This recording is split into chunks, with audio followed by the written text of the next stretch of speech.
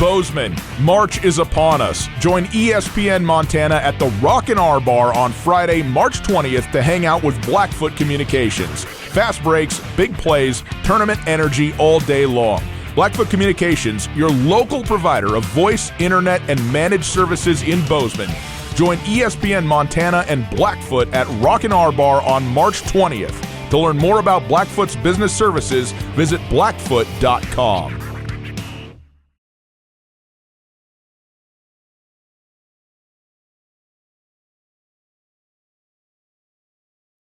All right, we're March 13th, so good to be back with our local media and start talking about the 26 version of the Bobcats. Spring ball right around the corner, starting for us on March 24th.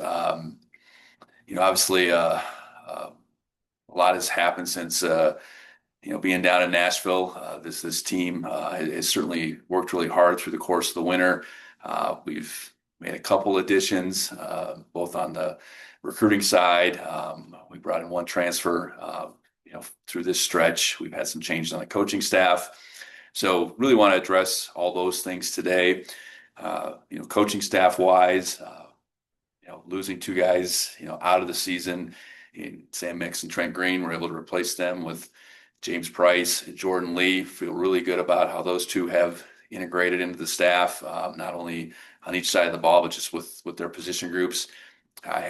We had history, I guess, with James Price having been here in 23, but then he was a guy that I coached or was a coach at Wyoming while he played there. So really appreciate what James has done to put himself in this position. I think he's going to be a really good influence on that room and keep taking our passing game in the direction we want it to go. Jordan Lee comes out of the same relative tree that Trent Green was out of, coming from ASU, having played for Brian Ward, who's a good friend of mine, the defensive coordinator at ASU, both at Nevada and Washington State, and actually was coached by Coach Green at both those stops to some extent as well. So those two guys have really hit the ground running and been great additions. Most recently, with the departure of Sean Howe, we were able to bring Bobby Daly back. So really excited to bring Bobby back. It's been pretty seamless the last couple of weeks with him being back here. And, hated to see him go about this time last year, but, understood why he did it. And, also really excited that, going out and really being challenged like he was this past year at UTEP, I think he comes back a better coach, and really his appreciation for our program, for Montana State, even for the state of Montana as a native here, I think is part of the pull back here. So, both sides of the ball, schematically will continue to evolve, but not change, really trying to adapt, what we do to our players as much as possible, and, feel really, really good about the continuity we have on the staff while having a few replacements.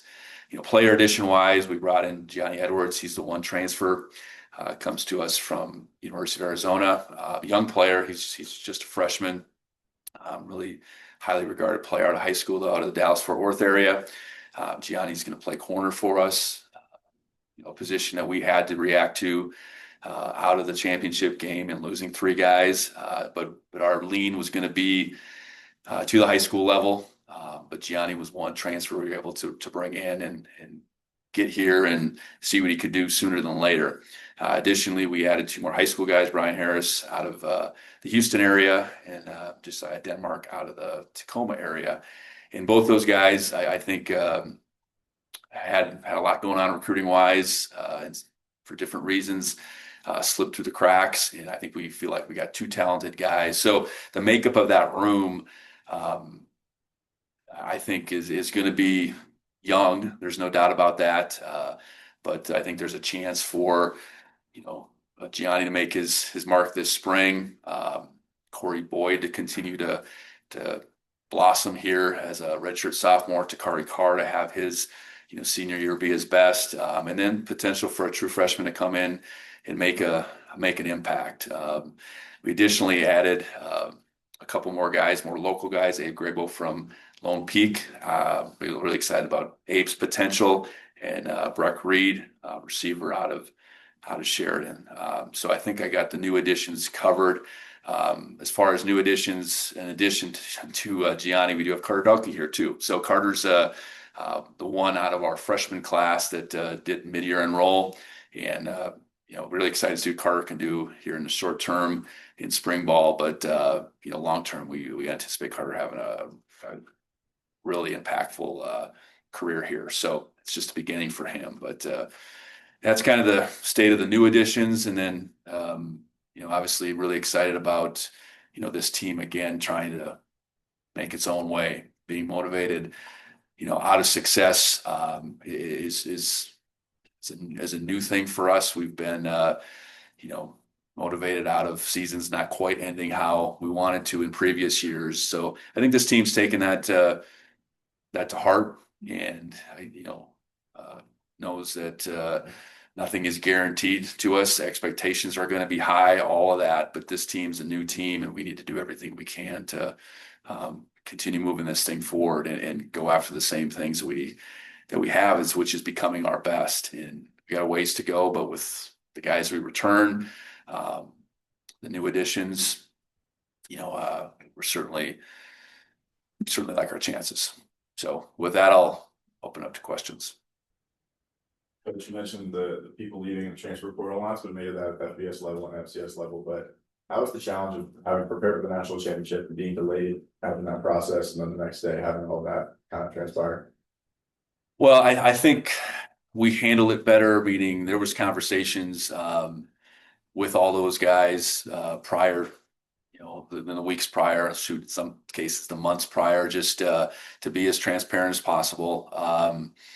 Do everything we could to, I guess, try to keep them around.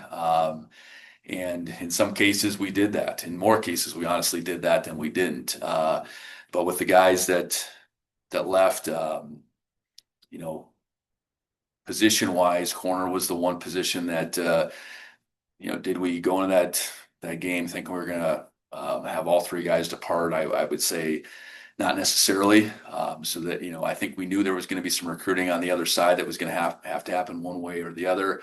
And knowing that, what you can't do is panic either. And I think we found that, our ability to recruit high school kids at a higher level at that position and get them ready to go is more functional than, going out and really trying to get an older guy that's played maybe some. We just think we can get a more talented guy that's a high school kid. So we continued to follow that lead. Both Brian Harris and Josiah Denmark were guys that we had offered a long time before. So those were relationships that were, a year or so in the making. So it wasn't like that was brand new in recruiting those two. Gianni's situation was new. So yeah, the biggest challenge is the calendar. You turn from playing on the 6th, I believe, to school starts on the 14th. You have a really like a 10-day window probably to get someone into school. And you're still trying to find out all you need to find out. So that part is challenging. I will say that. But I think for the most part, we were as proactive as we could be. Each and every year, you maybe learn how you have a different group of guys, honestly. And I think our guys dealing with outside forces while preparing for a game, did it affect anything? Hard to say, but I think we did a better job with that. And then the week to follow, many of our guys, getting pursued, and then choosing to stay here, challenging. But I think we were able to do more for our guys moving forward. I think they saw that. I think a lot of guys appreciate what they have here, and appreciate the guys they're doing it with, and that played a big part. So, each transition I think is going to be its own deal, and I do think you learn from every one year to the next, and I think we did some things better this year, and we got to continue to learn from that. Which excuse me, obviously a young secondary last year, but Just how excited are you to get Gianni here, another young guy that, to unlock his potential here in Bozeman?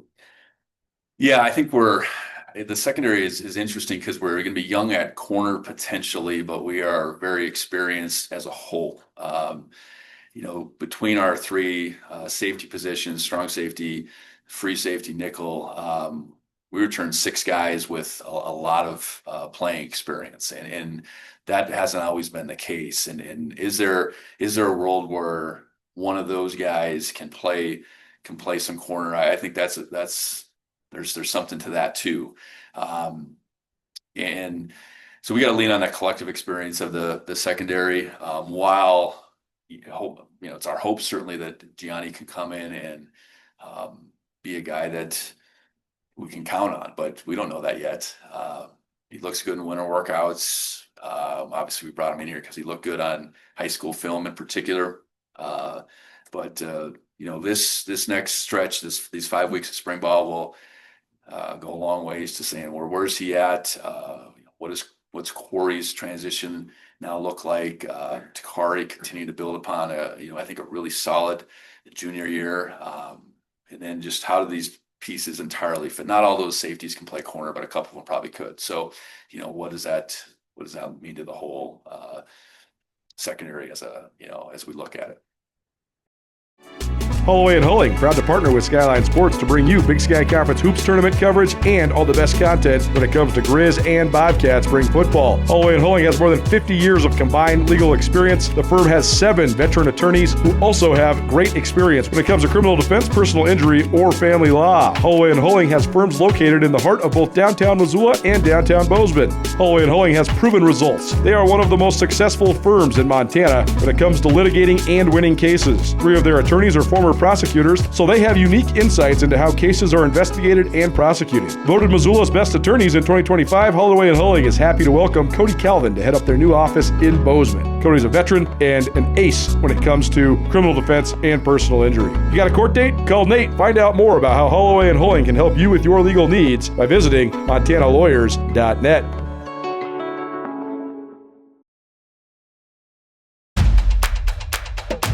At Holloway and Hulling, we deliver the results that Grizz fans deserve. If you've been charged with a criminal offense or a DUI, we will fight to defend your rights. If you've been injured in an accident, we have the offense to get you the compensation you deserve. Choose the right team. Choose Holloway and Hulling for proven criminal defense and personal injury legal services, a proud partner of Grizzly Athletics. Visit us soon at our new downtown location or check out our website for more information. Is a will you marry me in your future? Or maybe you do it all over again. Hi, I'm Brian Toon with Jewelry Design Center, inviting you to come see the largest selection of Will You Marry Me in the state of Montana. The brightest diamonds of every shape and size, unique settings built to last, and skilled jewelers on site offering free sizing and maintenance for life, because that's how long we want to be your jeweler. Jewelry Design Center in Missoula, on Brooks, across from the Montana Club. Coach, you mentioned using that success as motivation. What's your message to the team coming off of a national championship compared to other years? Well, I think just identifying this is different. In human nature, to what does success mean for you is not always a great thing. It's complacency is a word that could be used. Entitlement could be used, a word that's used, but we got to remain as humble and hungry as any team that we've had. And we've had a reset each and every year. So we get back to the start of our winter workouts in January. It is a new team, even though as we sat in this room, a lot of the same faces were still in here, for that first team meeting back on January 14th or whatever. But I think this, okay, what's your hunger? It's doing it again, but it's knowing that nothing is guaranteed. It's knowing that how did we get to that point? So leaning into that a little bit, but also allowing this team to come together. And I think we have plenty of off the radar guys that will need to emerge, and that's the exciting part about this last 8 weeks, is seeing young guys change physically, and then how is that going to apply to spring ball. And, I think our guys also recognize that, whether we were getting everybody's best shot, I think we felt that, but we're definitely going to get everybody's best shot now.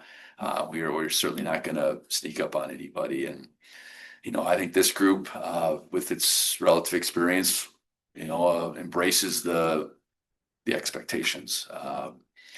So I just, continuing to demand hard work, humility, is at the core of what we've been about through this first stretch. Having Justin being in the second year in the system and not having to have a quarterback competition, what excites you most about his potential to grow from this year? I think just that there is potential to grow. While Justin had a really good year, and I think, down the stretch, played his best ball. Without him continuing to improve through the course of the year, we don't get where we got. But there was plenty of things in review of the season where you're like, okay, we can keep our offense growing to him. Part of the challenge last year is he wasn't.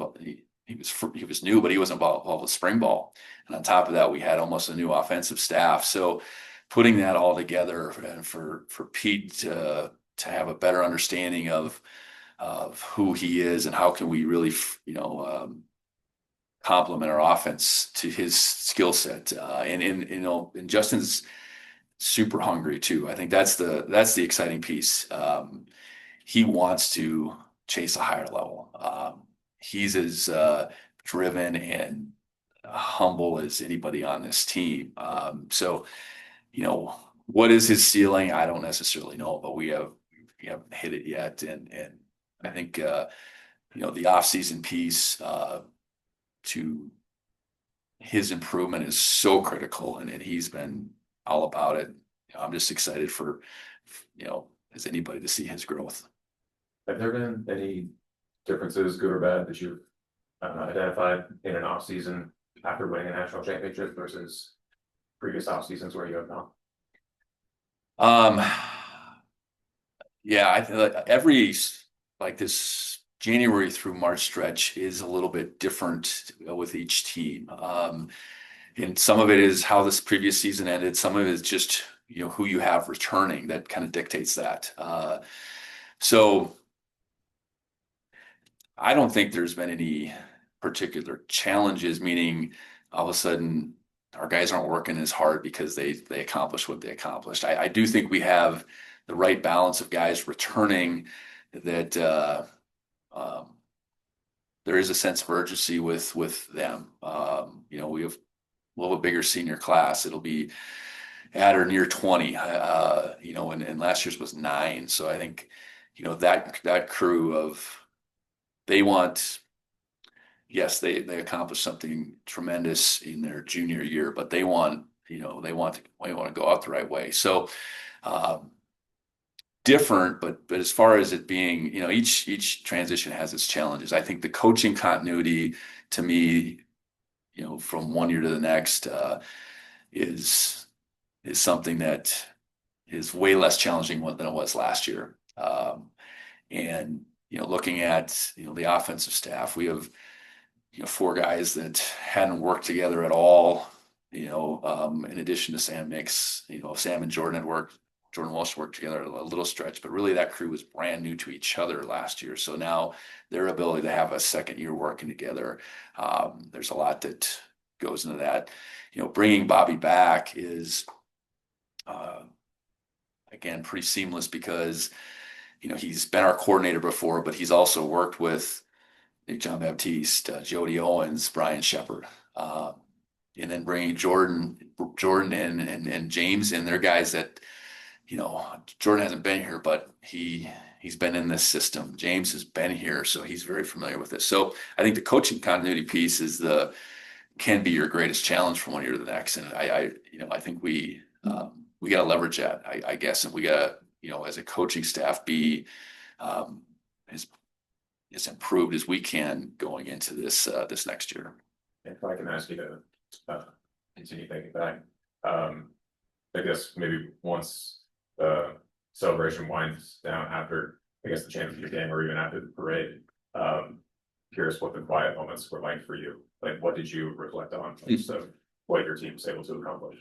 Well, January wasn't real quiet. I know that, we win or lose that game, you're immediately into it as far as, I think the retention piece as much as anything, but then how do you react on a recruiting side?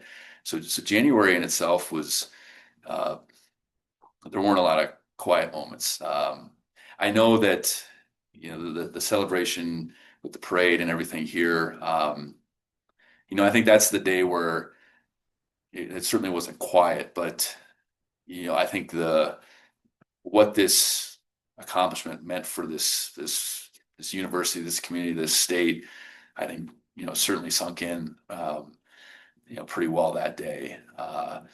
And I think the great thing about what we do is there is always something to do. There isn't much to what we do that you can stop, you can pause. And you immediately got to turn your attention to the next thing. And that's one thing I do enjoy. And it doesn't mean you can't take a few moments here and there to maybe do something else, but I think the nature of it is you best move on to the next thing. And again, I'll say is you try to keep it together as best you can. And we did a really good job of that. And that was a big part of those weeks to follow through the month of January. And, then you get into February and you can kind of start seeing this thing come together. And now we're at, at the midpoint of March with spring ball right around the corner, and then it'll play out on the field, 15 times just to say, okay, where are we at now? So I really appreciate, the support for sure. And that was clear, whether it was, the 10 home games, the takeover of Nashville, the parade that day. I think all those things you don't take for granted. And, I think it drives you to want more. And that's kind of, I think, what the last couple months have meant for me and for the staff and for the program. But you mentioned not changing, but evolving on both sides of the ball. Kind of what does that look like in your eyes going into this season? Yeah, I think it's always about your personnel. I know offensively, how can we continue to lean into Justin's ability is a big piece. We got a couple guys to replace in the offensive line. So what's that gonna look like? How can we continue to highlight guys like Adam Jones, Taco Dowler? And that list doesn't stop there. That's a good thing. I think so. Identifying who those playmakers are. I think on the defensive side, I think we've definitely leveraged our defensive line, and we lose 4 of those guys. We lose all 4 starters, but in my mind, we return 5 guys additionally that played quite a bit. And can we continue to leverage that group?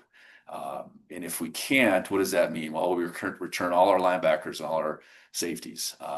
So that's really 10 plus guys in that core of our defense that had, I think, good years, but what can they do to take their game to another level? So I think it's really just identifying our personnel.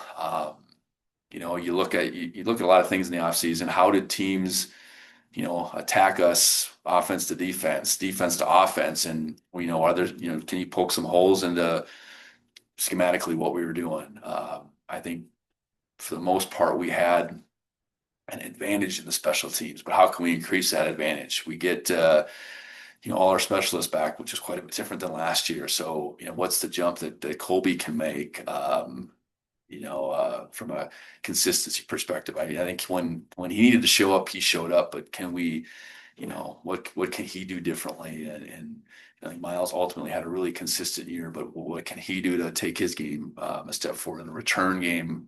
Between Taco and Jabez, I think they had a real impact, but how can we improve that? So, I think it's improvement, but it's, I think schematically you look at how, what are some subtle tweaks that we can make to really lead into this new set of guys, which isn't all that different, but it is different at the same time. How was your team doing health-wise? that you get ready? Yeah, health wise, I think we're doing all right. Just, playing as late as we did, playing 16 games, playing 32 games in 2 years. I mean, there's a cumulative effect to some guys, but guys like Caden Dollar, he's going to be all right for the season. Appreciate it. The cool thing was we had a bunch of off-season, procedures, surgeries, and those type of things, but we really played that national championship without one guy in JJ Dolan. I mean, that was amazing. So guys are playing through things, I guess is my point. So there was some things, your typical off-season procedures that get taken care of that then bleed in the spring ball a little bit. But right now you look and say, where do you need to be healthy? You need to be healthy by August, but you ideally are healthy by June. And we're in a pretty good spot as far as that goes. And we got to be, mindful of what that means in the spring. We have a bigger roster right now than we've had in most springs. We have plenty of guys that need to improve, and there's guys that don't need as much work. So that balance is pretty important as we try to strike that. But the cumulative effect of a season does lead to some off season. Again, I'd say more procedures than these massive major surgeries. Can I get your thoughts on two big pieces of off-season moves elsewhere? The FCS, just with the coaching change in Montana, and your alma mater going up to the FBS. Mm-hmm. Yeah, I think we control. We don't control those things, but I know that the change over in Missoula was surprising. And what I think for us, we don't play them till game 12, so allowing the change and what it means from a pure football team perspective will play out way before we play them. I know that for us, continuing to recruit the way that we need to recruit is what we need to do, and meaning however that changes them, but we need to continue to do what we're doing as well as we can, and not change the way we look at it, because it's been very clear to me, and I think it's played out with these last several teams, is our foundation is clearly our Montana natives. And fact of the matter, we've had 12 all-conference, all-American native Montanans, in different individuals the last 2 years. So continuing to lean in that our process and how we do it, regardless of how they go about their business, is our focus. And really excited about the Montana guys we're bringing into this year, and really excited about the ones recruiting for next year, and continue to prioritize those efforts. With North Dakota State moving up, I is something I saw coming. I think they were certainly ready to pull the trigger, and if the opportunity came about, they were going to do it. They had the ability to do it as a football only entity, which made them, I suppose, more attractive in the way the current landscape played out in the Mountain West. So good for them. I know it's, what does that mean for the FCS? It certainly takes away one team that has had an unbelievable amount of success in the past 15 years. And at the same time, for us, we got to become the very best we can. And whether they're there or not, that doesn't have anything to do with how good we can become. Wish them well. I know the Mountain West, I'm sure will be better for having them. Whether FCS is better or worse for not having them, I don't know. I mean, we'll let time play out. I mean, a lot of good programs have left over time. New programs have emerged, and a mainstay has been our conference. I know that, and I think that's what you look at more than anything. What is our conference doing to position itself in every which way as the best conference out there? And that's, I think that becomes your primary concern. Victor, what do you got? Nation. We're so proud to have played for Montana State. And wouldn't be where we are today without this program. Now it's our turn to give back. Bobcat Collective is making a real difference for current and future athletes. Montana State gave us a foundation to pursue our NFL dreams. Join us in building something special, because when we invest in our athletes, we invest in the future of Bobcat football. Go Cats. Go Cats. Go Cats. Go Cats. Join the collective today. Go Cats.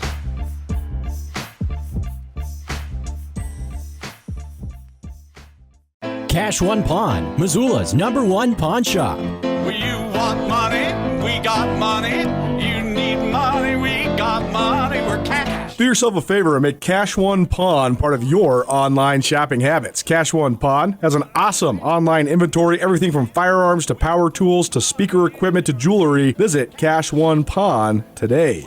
Cash One Pawn. 8720 Roller Coaster Road, CashOnePawn.com. Hey, Coach, can you hear me? Yep. Cool. Well, my first question was just kind of about, you kind of talked about this over time and mentioned it, or sort of hinted at, I guess, earlier. The high school recruiting aspect that you've been so focused on. How much do you think the guys you've gotten, the talented guys you've gotten, is a result of the FBS kind of focusing so much on transfers and so many programs, just at all levels, focusing so much on transfers now?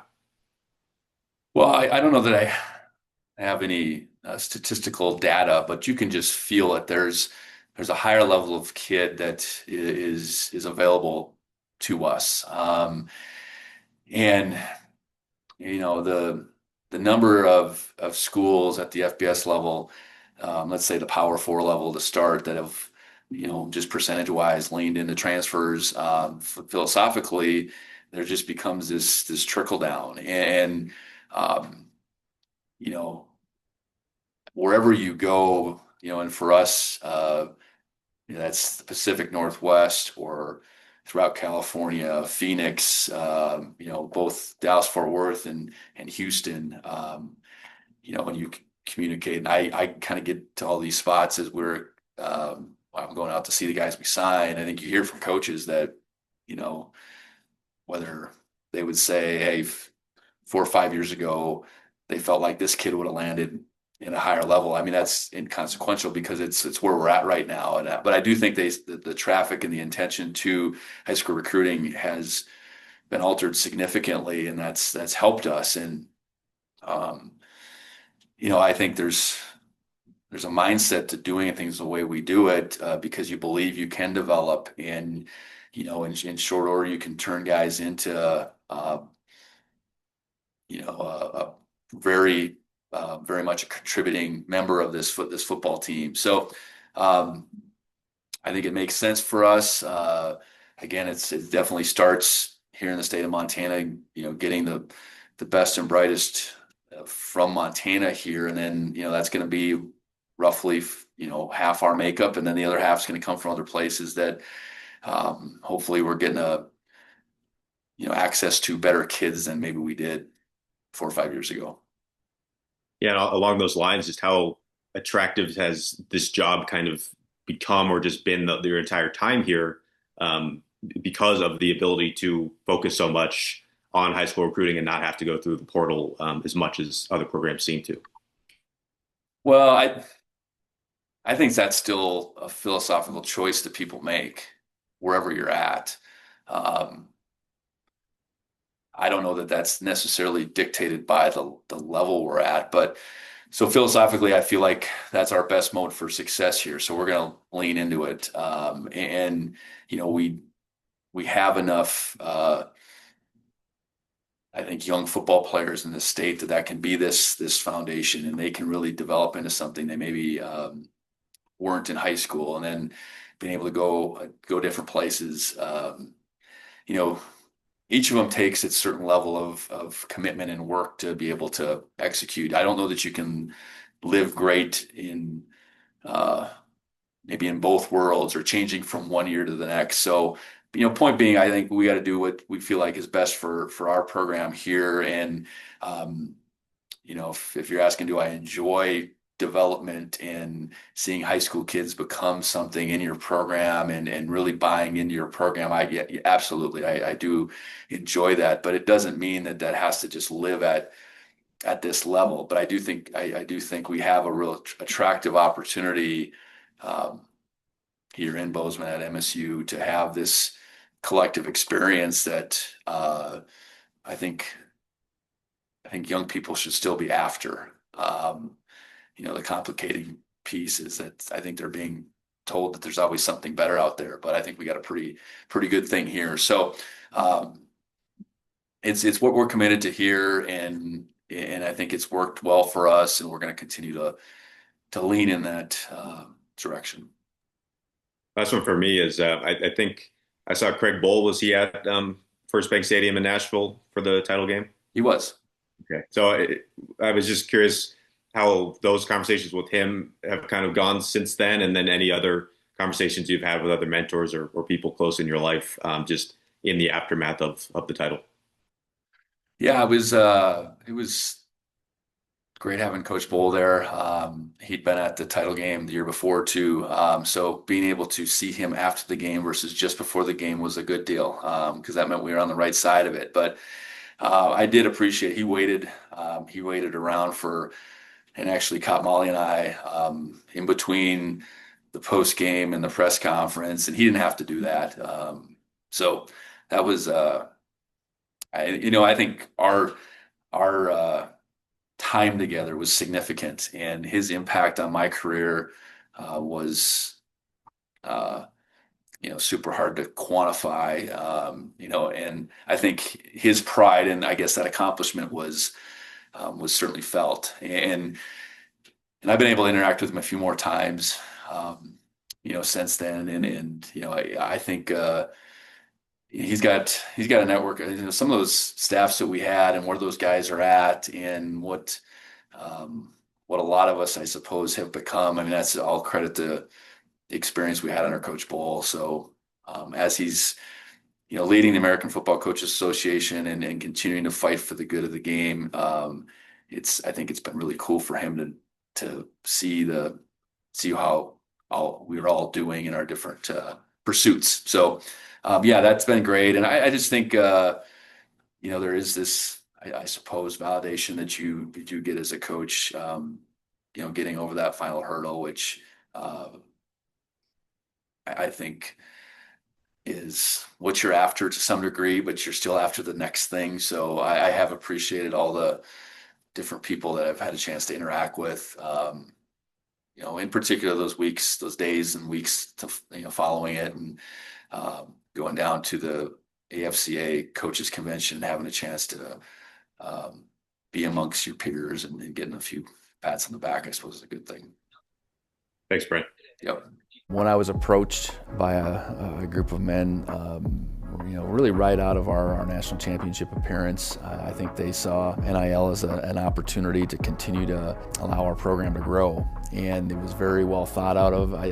At the time, they didn't just come up with this on a whim. I think they studied other institutions across the country at all levels to be able to do it right, to be able to implement it the right way, align themselves ultimately with Blueprint after talking, I think, with several outside entities on how it should be managed. All our intentions with the Bobcat Collective are in the right place, and that's the most important thing. They're about continuing to promote our program, allowing our guys opportunities to help along with that. I think that's really important. It really, I think, has provided this give and take. Our guys are certainly benefiting from it, but then they're giving back at the same time, whether it's individual opportunities with particular businesses or just in general giving back through the collective to our community.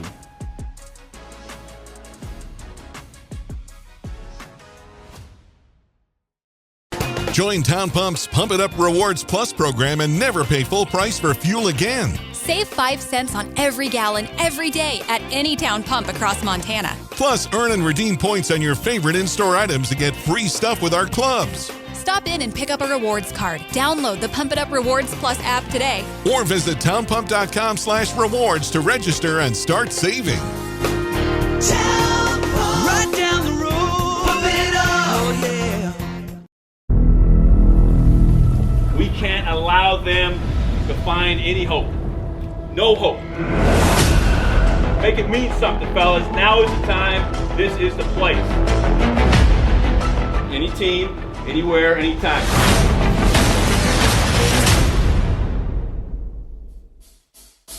Y'all take the fight to him. It's going to be picked off. Take it. Take one week. Episode 6.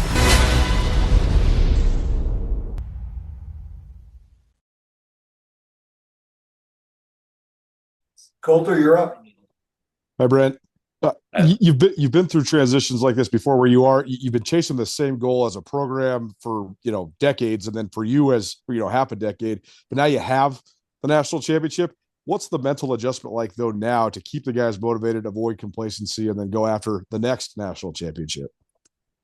Well, I think if you have the right guys, which I believe we do, by and large, you can shift your focus to let's do this again, and really have that be the driving force. And it doesn't mean that we don't have some young guys still figuring out just what a pursuit of anything means. But when you have the core of your team back and I guess hungry as ever, and those are the guys saying we can't get complacent, we're not entitled to anything. I think you have what you need. And I know certainly understanding that we're going to get everybody's best shot is not that much different than it's probably been the last few years. So I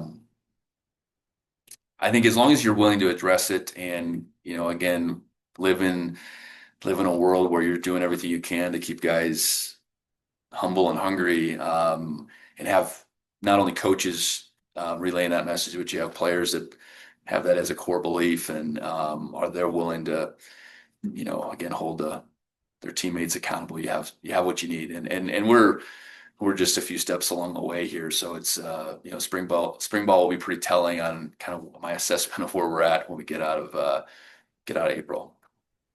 So some of your primary playmakers and leaders, et cetera, are guys that chose to stay. And a lot of those guys have talked about, what it means to them and building their legacy sort of at Montana State. So what can you just say about them and just the decision to stay and continue to help you guys, chase these lofty goals? Well, a lot goes into that. And, it starts with this place, its people, and guys having the experience that they really do value and they don't want to walk away from. And it doesn't mean that we haven't had guys that have felt that have left for different opportunities, but the core of this group, and I think having the experience there after accomplishing a lot but wanting to accomplish more, having a group of guys that they felt really tied together with, I think that all, and that's players, that's coaches alike. That's not just one thing or the other. So I can't say enough about just the willingness to have real conversations over, I'd say in particular December and early January, and have a group of supporters step up at the same time. We went after a pretty lofty goal between the semifinal and the final, 500,000, and got that done.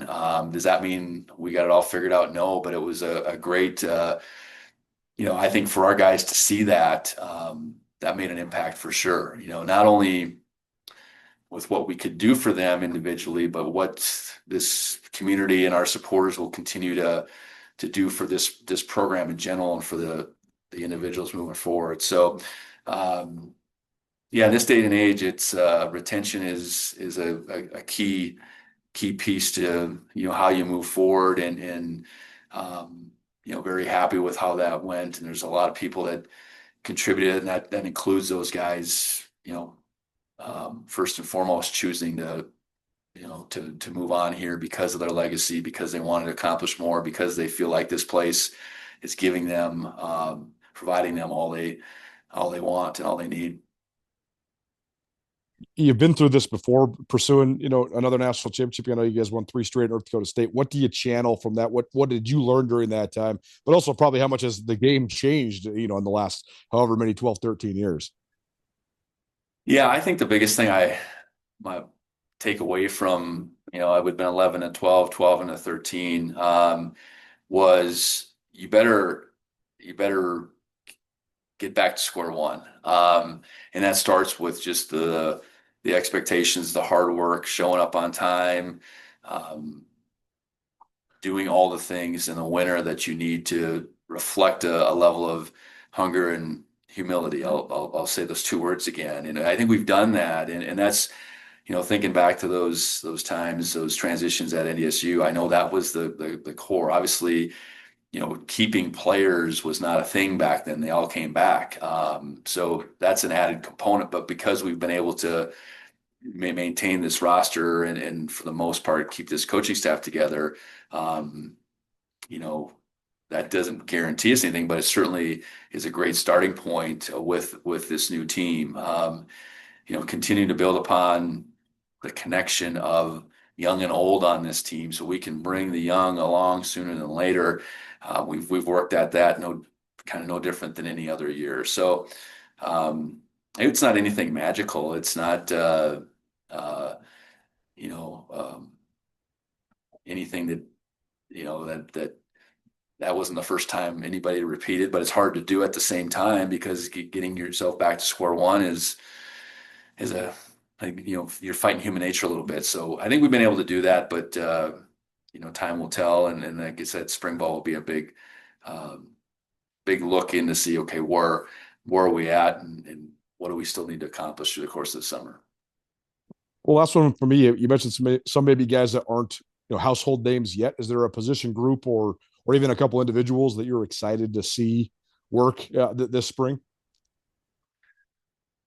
Yeah, I'd say offensive skill is where I would look. I know that Adam and Taco would lead what that returning piece looks, and that's a big chunk of production coming back along with Justin.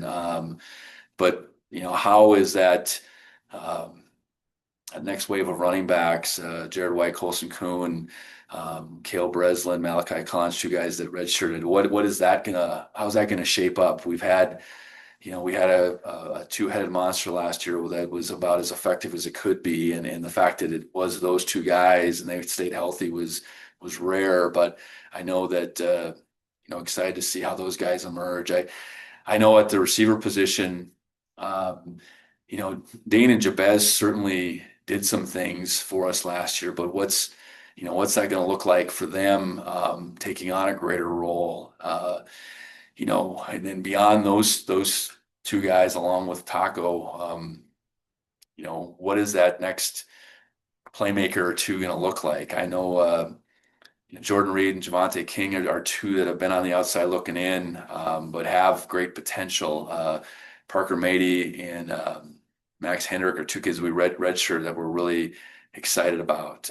And then, going to the tight end position, I think Rocky more than emerged last year, but there's going to be another level for him and bringing Rylan Schlepp back. And I know Lubens Valson flashed for sure last year. So, I think we got two Carters, Carter Curnow and Carter Coquet that we redshirted at tight end that I know in short order are going to be able to do some things. And, flipping it over to defense, I think the biggest thing is how does that next group of defensive linemen emerge to become their own force, because they need to be.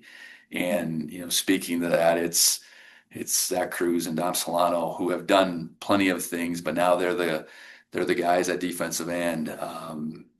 Talon Marsh, Zach Black, Hunter Charbonneau, to name a few on the inside. And, how does that group become a group of 8 or 9 again? I know Josiah Swega is an interior guy that I think we are, incredibly excited about what he can become. So I think that's the big thing. The offensive skill, generally speaking, who's going to emerge to fill in those gaps of, we have, I think, plenty of candidates. And then the defensive line, how will we go from losing, 4, which we hadn't lost that many in one year, to that continuing to be, a place of strength for us on this football team. Anything else in the room? Brent, you mentioned Carter Delphi as a mid-year enrollee, and you've had Gallatin and Bozeman guys before who, at least to my knowledge, certainly correct me if I'm wrong, have not done that. Yeah. And I guess I'm curious, broadly with mid-year enrollees for high schoolers, how often have you done that? What goes into the process of determining that? Like, is that something you invite them to do or they volunteer to do? And then what do you hope Carter Delphi specifically gets out of that experience? Yeah, the mid-year piece has been something we've adapted to on a couple of occasions. Chance Wilson, Jordan Reed's a little bit different, but he was a mid-year. But yeah, he was a gray shirt in it all to itself. So really, Chance has been the one. Now we've had some guys entertain it. So in saying that, it's become more the norm at the Power 4 level for sure than the exception. So if a guy approaches us and it's something he's very interested in. I knew Carter was interested in that this time last year as we were recruiting him. Okay, we can figure this out. You want it to make sense for them. You don't want to press them on it. So will it become more and more something we do? Not quite sure. I think the cool thing about a lot of our guys in Carter was a 3-sport guy, but we have these guys that want to be able to finish out whatever those opportunities are too. And I know Carter felt differently, and him stepping on campus, I think there's a little different comfort level. He's here, but he's living at home still this semester. So that's something that does make that transition a little bit easier. And all at the same time, what he'd accomplished at the high school level, I think was very clear. Beyond impressive for 4 years, really going back to when he was a freshman at Gallatin. I had a chance to witness it quite a few times, just all he's been able to do. So what does that mean in the short term?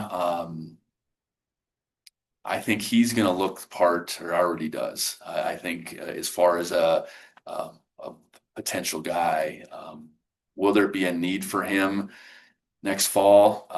Not sure. I think we'll have to see how that plays out. With the redshirt rule kind of in flux right now. I know it's been 4 games. I know there's been talk about it being more.